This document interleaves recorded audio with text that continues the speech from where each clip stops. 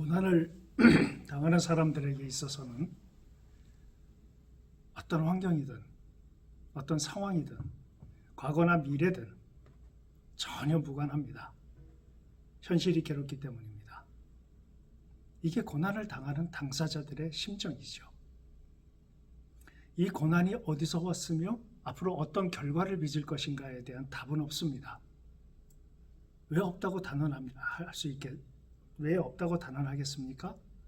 성경 어디도 이 고난의 끝은 무엇이고 이 고난의 시작은 이렇게 해서 되었다라고 그 고난의 끝에 정확한 현상과 나타날 결과를 보여주거나 알려주신 적이 없습니다. 다만 고난의 원인을 말씀하시기보다는 이 고난으로 인해서 내가 어떤 유익이 있는가에 대한 설명만이 가득한 것이 성경의 저자들의 고난에 대한 자기 설명입니다. 우리가 고난을 생각할 때에 여러 가지 원인을 찾고 왜 이런 일이 벌어졌는가 하는 어떤 그런 차원에서의 고난을 받는 사람들의 첫 번째 생각이고 시작입니다. 왜 이런 일이 벌어졌을까? 내가 뭘 잘못했나? 등등 이런 차원으로 시작하기가 쉽습니다. 그리고 특히 고난을 당한 사람들의 주변인들을 보면 대부분이 많은 사람들이 내가 잘못해서 라는 차원으로 접근하시는 분들이 상당히 많습니다. 아동심리학자들이 하는 얘기 중에 이런 얘기가 있습니다. 부부가 부부싸움을 하면 아이들은 이런 죄책감을 갖는데요. 내가 태어나서, 내가 저번에 거짓말해서, 내가 저번에 첫수 때려서 이런 일이 벌어졌어. 이건 내 잘못이야 라는 자기 죄책감을 갖기가 쉽다고 합니다. 이와 같이 우리는 고난을 당할 때에 이 고난의 원인에 대해서 관심들이 많아요. 그러나 저번에도 말씀드린 것처럼 다시 한번 강조합니다. 고난의 원인은 알 수가 없습니다. 그러나 다시 한번 우리가 하나님께서 고난을 왜 주셨는가에 대한 정확한 설명은 없지만 어떠한 부류의 인생들을 보면서 고난이 필요했겠다 라고 여겨질 수 있는 하나의 사건이 있었어요. 그것이 바로 출애굽 사건입니다. 왜 출애굽 사건을 고난이라 할 수 있을, 고난의 하나의 설명이자 고난을 받는 사람들이 어떤 자세를 가져야 되는가에 대한 지표가 될까요? 한번 출애굽 사건을 풀어보겠습니다. 이스라엘 사람들은 이집트에 400년이 넘는 기간 동안 노예로 살았어요. 노예라는 것은 당시 이스라엘 백성들은 노예로 살면서 그들에게는 적어도 한 가지 고민은 없었습니다. 새끼를 먹는 것이요. 하라고 하는 것을 하면 새끼가 나왔어요. 다시 말하면 먹고 자는 데에는 문제가 없었습니다. 그런데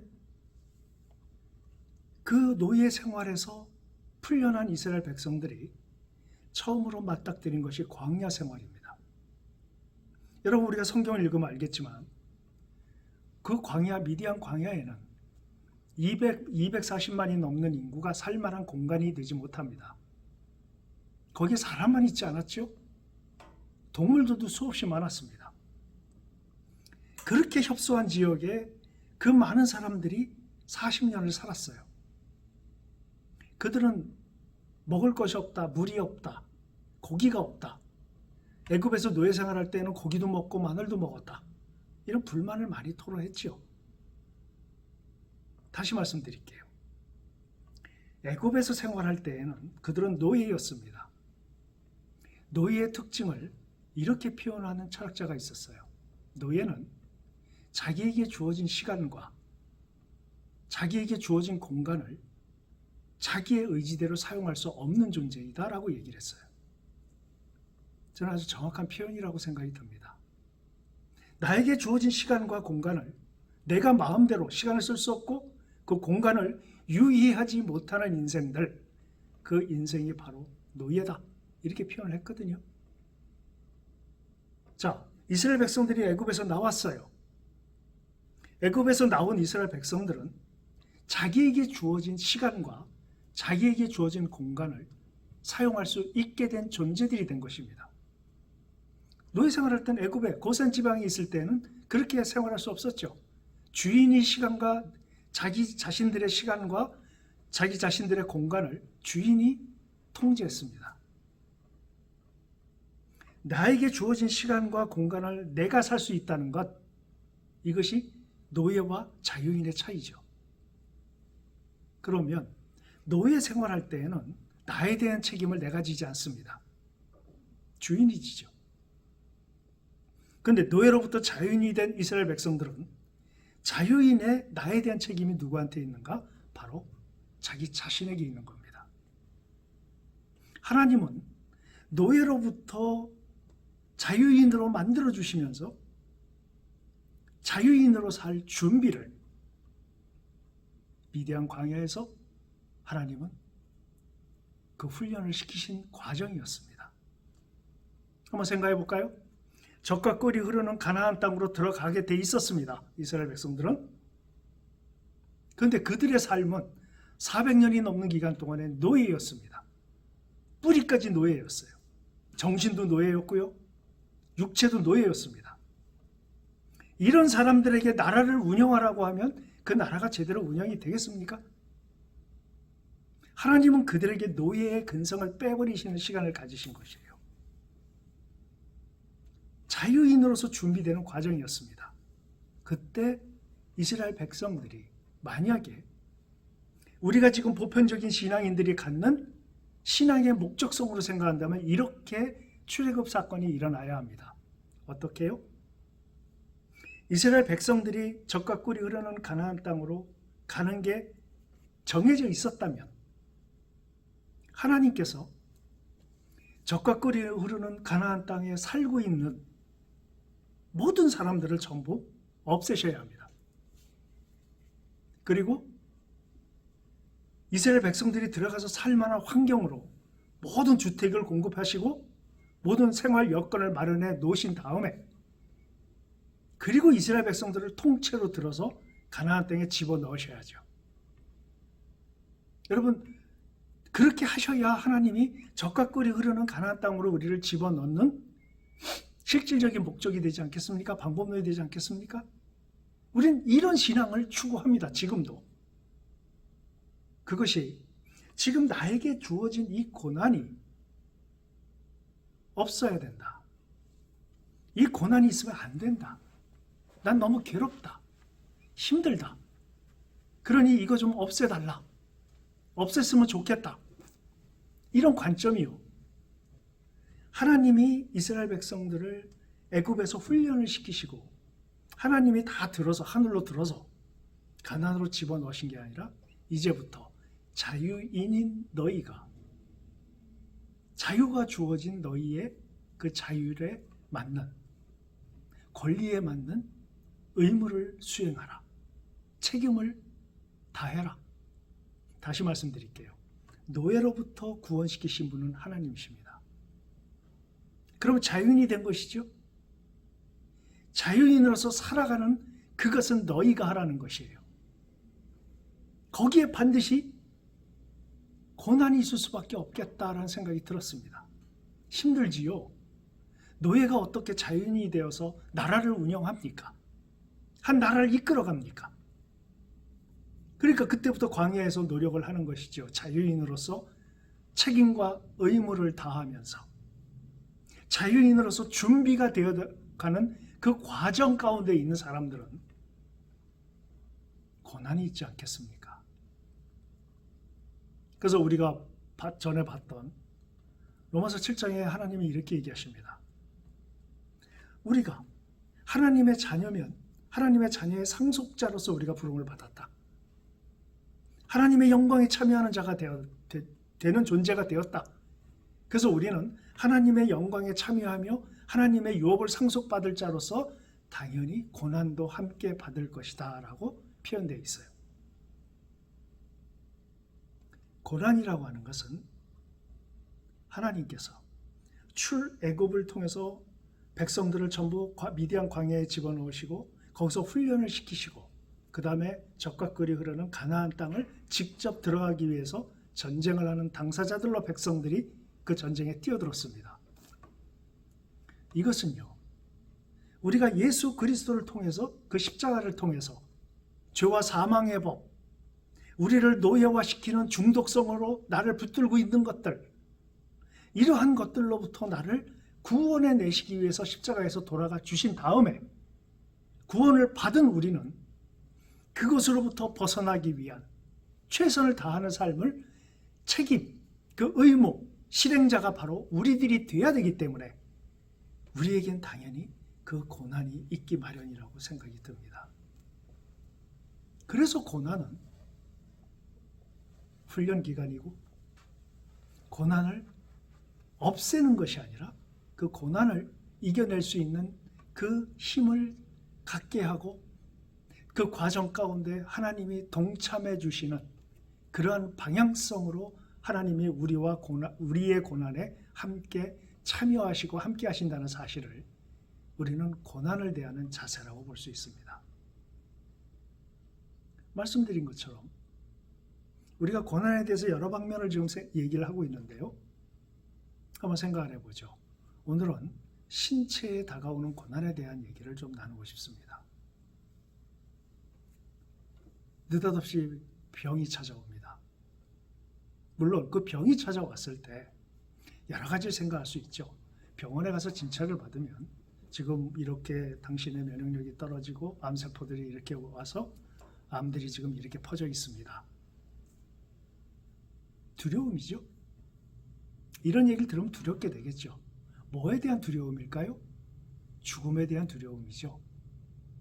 사람이 어떤 두려움을 갖는데요, 여러 가지 두려움을 느낄 수 있습니다.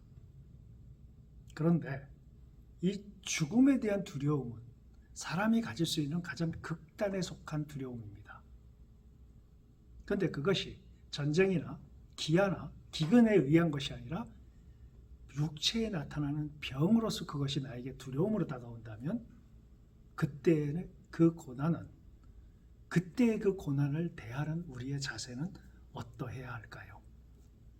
또 어떻게 그 고난이 왔을 때에 하나님과의 관계성을 우리가 어떻게 설정할 수 있을까요?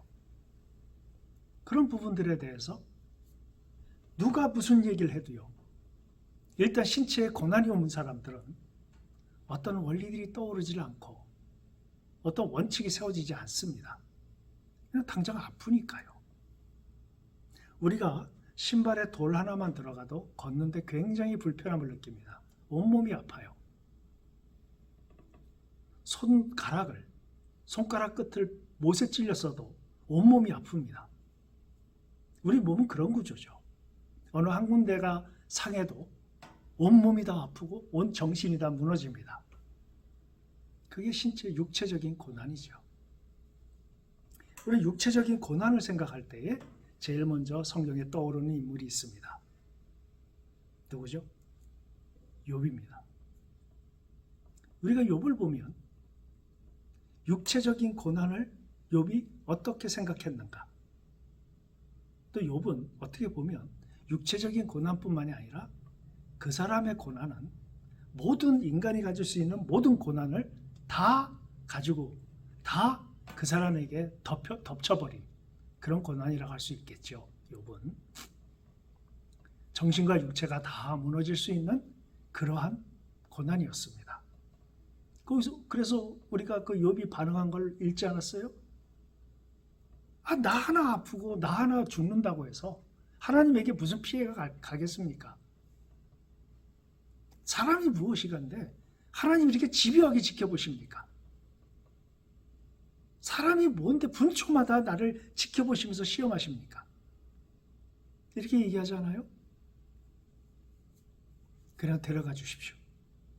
차라리 내가 못해 없었으면 좋았을 걸 그랬습니다. 삶의 본질을 거부합니다. 어찌 보면 신체적인 육체적인 고난을 당한 사람들의 공통점이라 할 수 있겠어요. 이 고난을 당할 때, 육체적인 고난을 당할 때 고난에 대한 하나님의 근본적인 원리를 우리가 깨닫지 못하면요, 사람들 마음속에 기독교를 믿는 의미가 없어집니다. 고난에 대해서 생각하기 이전에 하나님이 나라고 하는 존재를 어떻게 나를 어떻게 시작하시는가, 시선과 마음, 그리고 하나님의 프로젝트가 어떻게 시작되는가를 우리가 살펴볼 필요가 있습니다. 병 걸려서 육체의 고난이 와서 이 아픔을 다 오직 나만이 겪어야 되는 이러한 고난을 당할 때에 이런 원리들이 없을 때 하나님이 나를 어떻게 시작으로 보시는가, 나를 어떻게 시작하시는가를 모르고 이 고난을 당하게 되면 우리는 정말 처절한 동물밖에 되지 않습니다. 그 반응과 그 기능이요, 결국은 그렇게 아파서 죽을 수밖에 없는 존재들입니다. 그러나 하나님이 나를 어떻게 시작하셨는가를 알게 되면 이 고난의 의미를 부여할 수가 있어요. 하나님이 우리를 어떻게 시작하셨습니까? 여러분 거울을 보시면서 여러분이 한번 스스로 생각해 보십시오. 하나님이 여러분을 보실 때 성경은 어떻게 시작했는가? 성경은 이렇게 얘기를 하고 있습니다. 하나님은 사랑이시라고요. 하나님이 사랑이시래요. 시작이 사랑이시래요. 너희가 하나님을 먼저 찾은 것이 아니라 하나님이 너희를 먼저 찾았대요. 그 찾은 그 하나님의 정체성을 요한일서에서는 뭐라고 표현합니까? 하나님은 사랑이시라.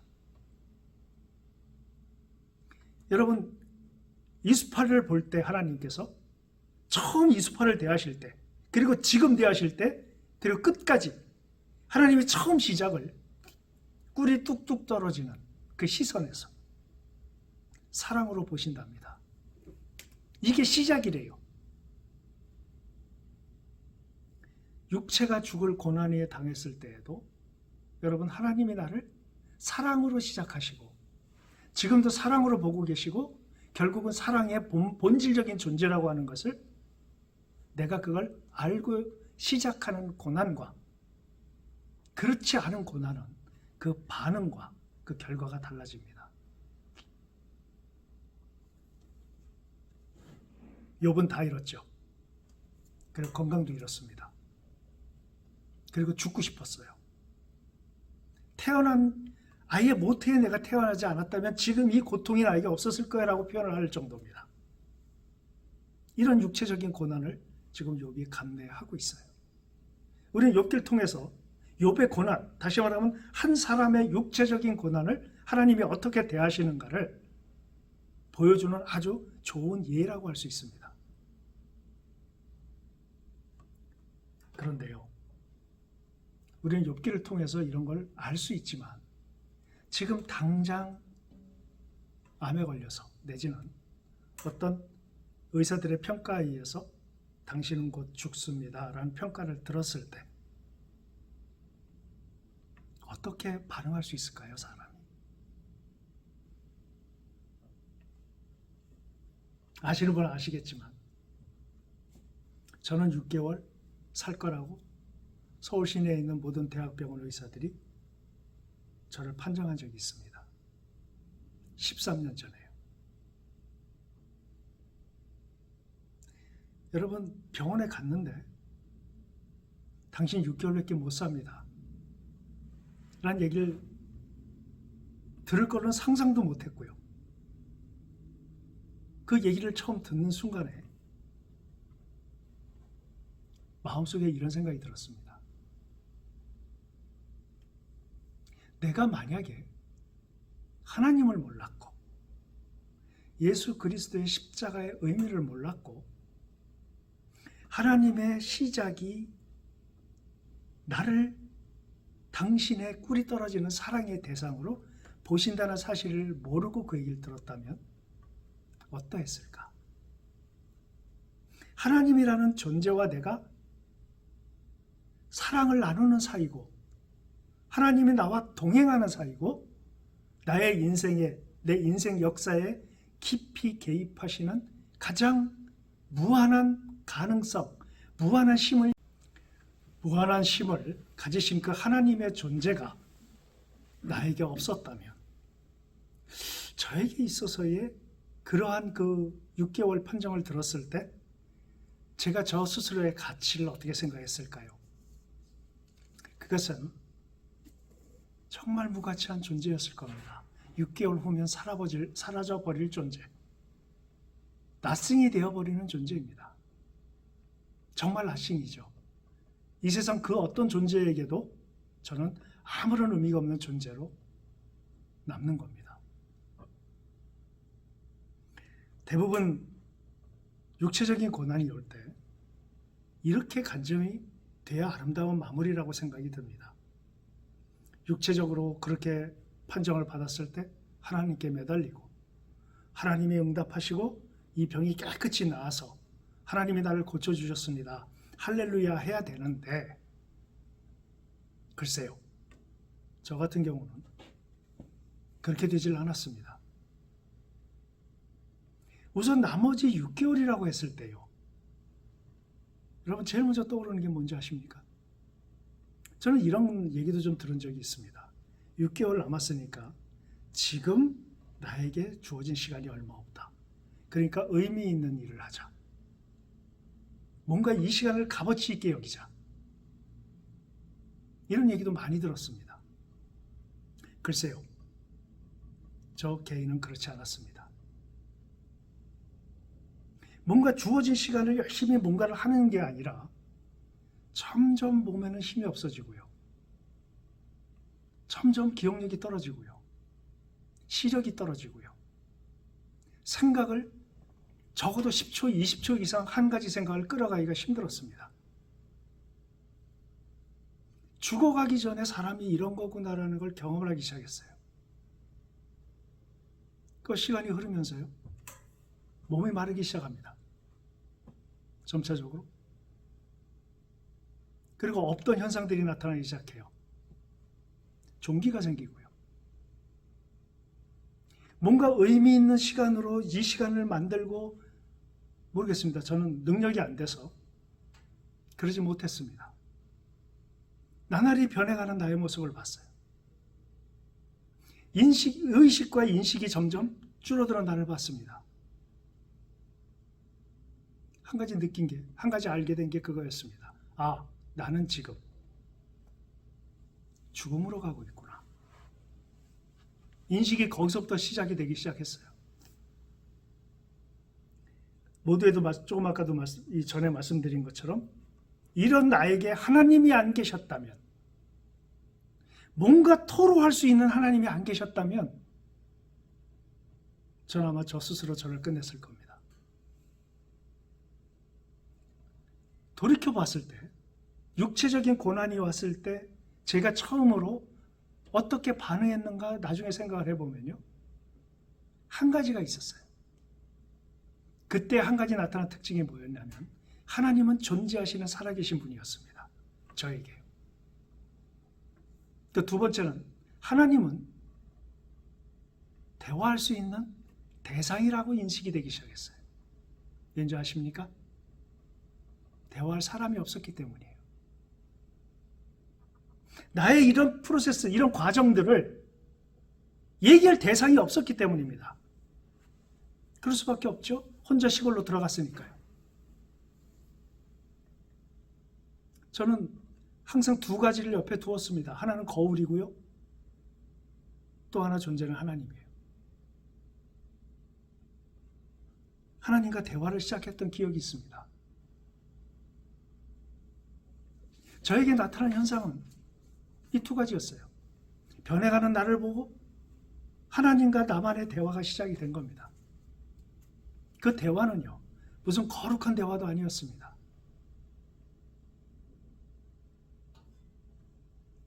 옛날 어른들이 두려우면 몸이 사시나무 떨리듯이 떨린다라는 표현을 합니다. 사시나무 떨리듯 떨린다. 전 그때 경험했습니다. 진짜 몸이 떨려요. 오한이 드는 그런 떨림이 아닙니다. 그게 바로 죽음의 공포죠. 죽음의 공포를 이기고 하나님을 찬양하고 그 시간에 기도하고 하나님이 주시는 힘으로 이 고난을 이겨냈다라는 간증을 여러 번 들었는데요. 저는 그 발뒤꿈치도 쫓아갈 수 있는 신앙인이 아니었습니다. 그때는. 저는 욥기를 쓰기 시작했어요. 눈물이 나오기 시작했습니다. 욥이 왜 그랬는지 알았어요. 하나님, 내가 죄인인 거 알아요. 얼마나 지저분한 죄를 많이 졌는지 압니다. 근데 방식이 이와 같다는 게 너무 슬픕니다. 뭐 이런 나의 넋두리를 시작을 했어요, 하나님과. 물론 새 친구는 없었습니다. 그냥 하나님과 저만의 대화였어요. 돌이켜봤을 때 거울을 보면서 변해가는 내 모습을 보고 좌절하고요. 하나님 앞에 그 넋두리를 하고요. 때때로 찾아오는 죽음의 공포 앞에서는 하나님께 매달릴 힘도 없었습니다. 그냥 두려웠어요. 이럴 때 무슨 거기에 거룩함이 있으며 기도할 힘이 있으며 하나님을 의지하는 그 의지가 생기고 모르겠습니다. 전 그렇지 못했습니다. 그냥 죽음의 공포 앞에 떨었고요. 하나님하고 짜증나듯이 대화를 시작을 했습니다.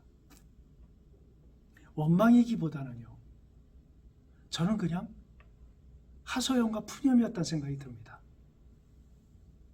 돌이켜보면 하나님을 원망한 적은 없는 것 같아요. 그냥 하소연했어요. 그냥 하나님이 내 마음을 읽어주시면 좋겠다는 마음이었던 것 같아요. 왠지 아십니까? 하나님과 대화하는데 목적성은 단 한 가지도 없었습니다. 이렇게 하면 불쌍히 보실까? 저렇게 얘기하면 될까? 이런 생각조차 들질 않았어요. 그냥 그 순간에 나와 하나님과의 단독적인 대화였습니다. 근데 우리가 욥기의 결론을 보면 욥은 이 땅에 사는 유한한 모든 환경 가운데 생각하고 말할 수 있는 것 전부 토해냈습니다. 근데 하나님께서 나중에 욥을 통해서 말씀하신 것은 무한한 우주의 창조에 대한 하나님의 그 권위와 하나님의 질서를 설명하세요. 욥이 그렇게 많은 얘기를 했지만 하나님은 욥의 유한한 가운데 나올 수 있는 모든 언어와 유한한 가운데 생각할 수 있는 모든 생각과 이걸 차원을 달리하는 하나님의 크심을 보여주십니다. 창조를 보여주시고요. 하나님의 능력을 알게 하십니다. 나중에 돌이켜보면 결국은 하나님께서 내가 너를 고치리라 단 한 번도 저에게 확신을 주신 적이 없습니다. 그렇게 느낀 적도 없고요. 그걸 구한 적도 없습니다. 그냥 그 순간에 느껴지고 나타난 현상. 왜? 하나님은 나를 볼 때 시작을 사랑으로 하셨으니까요. 사랑이시라고 했으니까. 그리고 그 하나님이 그 사랑을 증명하신 아주 강력한 증거가 바로 십자가에 당신을 찢으신, 당신 아들을 찢으셨지만 그건 당신이 찢기신 거죠. 그 증거가 분명하지 않습니까? 그 증거를 토대로 하나님하고 대화를 했다는 생각이 나중에 들었어요. 왜 욥은 거룩하지 못했을까? 욥기를 읽을 때마다 고난당하기 전까지는 그렇게 생각을 했습니다. 왜 욥의 세 친구가 왔을 때 엉뚱한 소리를 했을 때 왜 욥의 언어는 이 정도밖에 안 됐을까? 우리는 좀 더 거룩한 언어로 하나님을 대처할 수 있는, 하나님과 대할 수 있는 그런 거룩한 언어들을 사용할 수 없었을까? 근데 성경은 거룩하게 아주 부드러운 언어로 쓰였지만 저는 욥이 그 순간 어땠을까를 상상이 됩니다. 제가 그랬으니까요. 푸념했고요, 하나님 앞에. 너무나 한심했고요, 저 자신이. 제 인생 이렇게 마무리하실 겁니까? 하나님 뭘 하고 싶은데요? 이런 식으로 이 정도 인생 살다가 말걸로 그냥 내 인생 계획하셨던 겁니까? 내가 뭘 잘못해도, 잘못했다 손 치더라도 내가 하나님께 그렇게 큰 피해를 드린 겁니까? 욥의 그 고백이요 그대로 나와요. 그냥 그 상황입니다. 근데 저는 욥기를 읽었어요. 욥이 처한 걸 압니다. 하나님께서 욥을 어떻게 하셨는지도 알아요. 그럼 저도 그렇게 화려한 등극을 원했을까요? 여러분 그 순간에 그런 생각 안 듭니다. 왜냐하면 6개월 있다 간다고 그랬으니까요. 가는 게 기정사실이에요. 그런 생각 안 듭니다. 찬란한 미래 그림 단 한 점도 그릴 수가 없습니다. 하나님과 대화를 시작하는데 죽음의 그 끝 언저리, 그 언저리를 놓고 볼 때 어떤 분은 이렇게도 고백하시는 분이 있었어요. 이제 정말 돌아가실 게 분명했던 암 환자, 말기암 환자가 하나님 내 영혼을 받아주시옵소서. 이제 나를 이렇게 허접하게 살았지만 하나님 품 안에 들어가는 존재로 나를 삼아 주시옵소서. 이렇게 기도하시는 분도 많다고 해요. 솔직히 고백합니다. 전 단 한 번도 그렇게 기도가 안 나왔습니다. 모르겠어요. 그 당시에는 현재가 중요했고 현재가 저한테는 전부였습니다. 제가 6개월이 지났는데요. 어머니께서 이렇게 얘기를 들었습니다. 2개월 정도는 앞으로 지금과 비슷한 정신, 신체적으로 살아가시지만 2개월 후부터는 점점 체력을 잃으실 거고 또 여러 가지 현상들을 얘기하고 나머지 2개월은 아마 의식이 없으실 수도 있습니다. 뭐 이런 식으로 얘기를 들었어요. 그러니까 기정 사실이 된 게 아니었겠습니까? 하나님과 대화를 했습니다. 계속해서 의식이 있는 동안만큼은 계속 대화했어요. 한심했고요. 저 자신이 너무 비참했고요. 이런 상태였습니다. 저는 그 순간에 신앙의 사람이 아니었어요. 한 가지를 제외해 놓고는 그것이 나는 지금 하나님과 대화를 하고 있다는 분명한 인식입니다. 말씀드렸다시피 하나님은 사랑이세요. 나를 사랑으로 스타트 라인에 나를 세우시고 당신과 같이 사랑으로 시작하신 분입니다. 그리고 말씀드렸다시피 그것을 예수님의 십자가를 통해서 당신의 아들을 죽이시기까지 그 증거로 나에게 보여주셨던 사건이에요. 그러니까 하나님은 존재하시는 분이죠.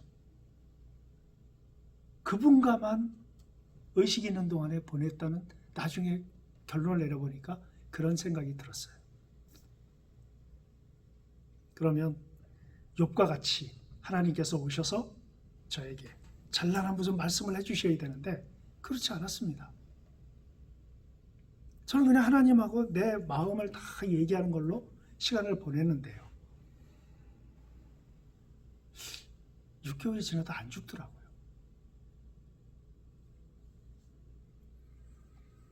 정말 몸이 깡마르고 정말 말라서 몸무게가 남들이 볼 때 너무 비참한 수준으로 마른 기간은 딱 3주였습니다. 3주 이후에 살이 찌기 시작을 했어요. 6개월이 지나고 1년이 지나도 안 죽습니다.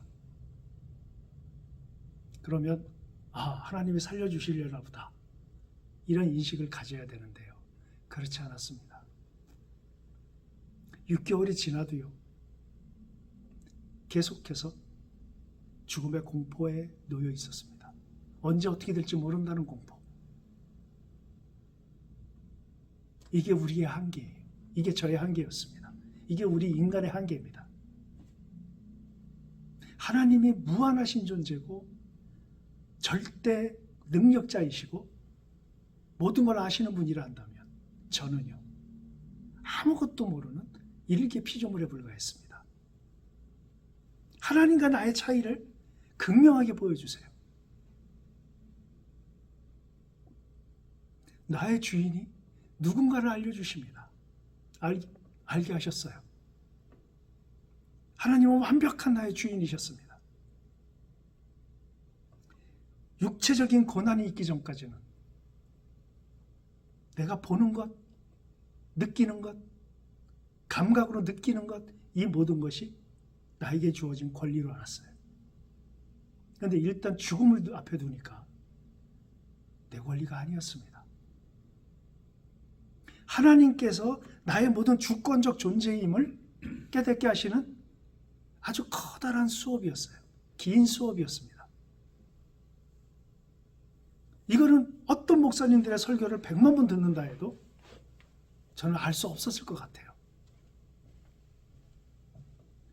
하나님이 나의 모든 영역에 있어서의 주권적인 존재임을 알게 하시는 아주 강력한 트레이닝 시간이었고 훈련의 시간이었습니다. 수업이었어요. 물론 병원에서는 일단 면역 결핍으로 인해서 죽을 것이라는 판결을 받았습니다. 그 다음에 아시는 분 아시겠지만 위암이 왔죠. 암이 찾아왔어요. 공포에 공포를 갖게 됐습니다. 하나님께서 이렇게 육체적인 고난을 시작하게 하셨을 때 남기는 우리에게 남아있는 절대적인 가치 저로서는 두 가지였습니다. 하나님의 존재하심에 대한 근본적인 나를 향한 목적, 나를 보시는 시각, 그것은 사랑이었다. 사랑이다 하는 것 한 가지와 내 인생의 역사에 하나님은 개입하실 뿐만 아니라 나의 상황과 동일하게 함께 겪으시고 함께 하신다는 사실을 이 두 가지를 알게 됐습니다. 이 한 가지와 또 한 가지는 하나님이 나의 주인이시라는 이 메시지를 가르치시는데 이렇게 어려운 수업으로 저를 데려가셨던 겁니다. 더 거룩하고 더 많은 걸 깨달아야 되는데요. 지금 이 짧은 시간에 여러분하고 육체적인 고난에 대한 얘기를 나누는데 이 핵심적인 얘기만 나누겠습니다. 언제 시간이 있으면 육체적인 고난에 대한 여러 가지 것들을 함께 나눌 수 있을 거예요. 자, 제가 경험한 육체적인 고난에 하나님이 주신 사인은 나는 너를 사랑한다는 것과 역설적이게도 그리고 너의 주인이 누군가를 분명히 인식시키시는 과정이었습니다. 큰 틀에서 말씀드리면 여러분 중에 육체적인 고난을 당하시는 분이 계십니까? 그 끝 언저리가 죽음으로 판결이 난 분이 계세요? 전 그때 그렇게 생각했습니다. 제가 살아날 거에 대한 기대는 1도 없었어요. 이렇게 가는구나였습니다. 여러분이 하나님 앞에서 크리스찬이라 한다면, 여러분에게 십자가의 의미가 있다면, 예수 그리스도의 찢기심이 나를 위한 거라는 인식이 있는 분이라면, 여러분, 하나님께서는 역설적이게도 나를 시작하실 때 사랑으로 시작하신다는 사실을 인식하시기 바랍니다. 두 번째는요, 그 하나님이 고난에 대해서 고난을 당하는 나를 방치하시는 것이 아니라 그 고난을 함께 공유하신다는 것. 내 인생의 보폭에 당신의 인생의 보폭을 맞추신다는 것. 그걸 어떻게 할 수 있습니까? 대화하십니다. 알게 하세요. 인식하게 하세요. 저는 이렇게 기도했던 기억이 납니다. 하나님, 이렇게 해서 간다면 하나님 앞에 가서도 거기서는 어떤 인식을 가질지 모르지만 하나님을 뵐 때 제가 좀 아쉬울 것 같습니다. 좀 더 남겨놓으시죠. 제가 할 일들이 좀 있는데요. 내 아들 때문에도 그렇고요. 또 사역적인 측면도 그렇고요. 저는 이렇게 말씀드렸던 기억이 있어요. 근데 어차피 하나님 앞에 가면 모든 근심과 시름과 아픔과 고통이 끊어지는 그곳이기 때문에 저는 하나님 앞에 기쁨으로 가겠지요. 이런 반복적인 얘기를 계속했던 기억이 있습니다. 만약 여러분 중에 저와 같은 시한부로 병원의 의사들이 그렇게 얘기하신 분이 계시다면 물론 하나님이 여러분을 데려가실 수도 있을 거예요. 다만 한 가지, 다만 두 가지, 이걸 꼭 기억하시기 바랍니다. 하나님은 사랑하시지요? 우리를, 나를. 그리고 나와 함께 내 죽음과도 함께 하나님의 그 과정 가운데 함께 계시다는 것. 그리고 살려주신다면 그 의미를 왜 살려주셨는지 의미는 알 수 없지만 분명히 하나님께서는 어떤 의미와 계획을 갖고 계시다는 것. 그것을 염두에 둔 고난을 맞이하시기 바랍니다. 여러분, 고난을 피할 수 있는 뾰족한 수를 찾은 사람은 성경에 단 한 사람도 없습니다. 고난은요, 견뎌내야 되죠. 고스란히 받을 수밖에 없습니다. 이러한 고난 가운데 있을 때 고난을 회피하고자, 고난을 없애달라고, 고난으로부터 나를 벗겨나게 해달라고 아무리 기도해도요. 여러분, 성경의 바울도 그렇게 기도했죠. 육체의 가시를 없애달라고. 하나님 앞에 목숨 건 기도를 3번 했는데 하나님 그러셨다고 합니다. 네 은혜가 너한테 좋게.